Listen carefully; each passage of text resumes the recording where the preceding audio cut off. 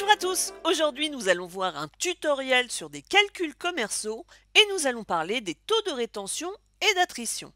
Alors, ces taux font partie de tout ce qu'on appelle de calculs sur la fidélisation.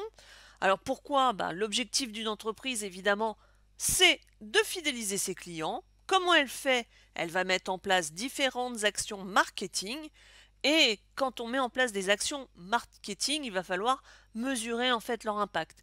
Et pour cela, on va avoir deux taux que nous allons utiliser. C'est le taux de rétention et le taux d'attrition que nous allons développer dès à présent avec un petit exemple suivi. Alors, on a donc un portefeuille client avec un nombre de clients en début d'année, un nombre de clients en fin d'année sur 3 années. Dans un premier temps, c'est quoi un taux de rétention?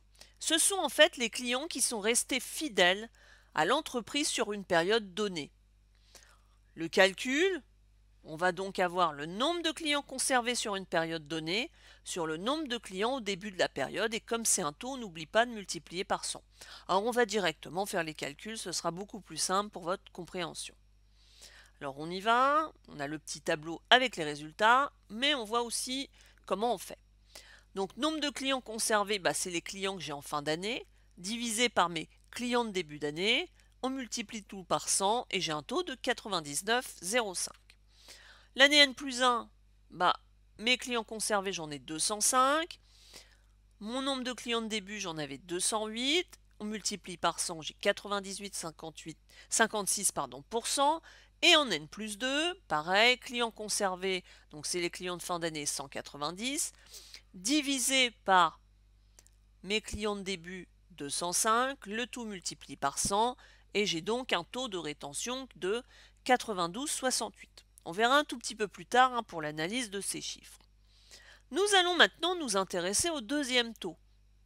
Le deuxième taux, c'est le taux d'attrition, et lui, c'est le contraire du taux de rétention, c'est-à-dire que lui, il va mesurer le nombre de clients qui ont quitté l'entreprise. Alors la formule est la suivante, on a nombre de clients perdus sur une période donnée, sur le nombre de clients au début de la période, le tout multiplié par 100. On passe au calcul, ce sera beaucoup plus simple aussi à comprendre. Donc, pour l'année N+1, nombre de clients perdus, c'est simple, on fait la différence entre les clients de début d'année moins les clients de fin d'année. Et on divise le tout par mes clients en début de période, donc 210. On n'oublie pas de multiplier par 100, donc un taux de 0,95. N+1, même chose, soustraction entre début d'année, fin d'année, que l'on divise par mes clients de début d'année, le tout par 100, un taux d'1,44. Enfin, dernière année, même chose, différence entre clients de début d'année moins clients de fin d'année, divisé par ce qu'on avait au début, le tout multiplié par 100, et on a un taux de 7,31. Alors, il y a une chose qui pourrait être beaucoup plus simple, c'est-à-dire qu'à partir du moment où vous connaissez le taux de rétention, donc le nombre de clients que j'ai gardés, automatiquement, je vais savoir le nombre de clients que j'ai perdus. Avec ce système d'opération très simple. L'ensemble de mes clients représente 100%.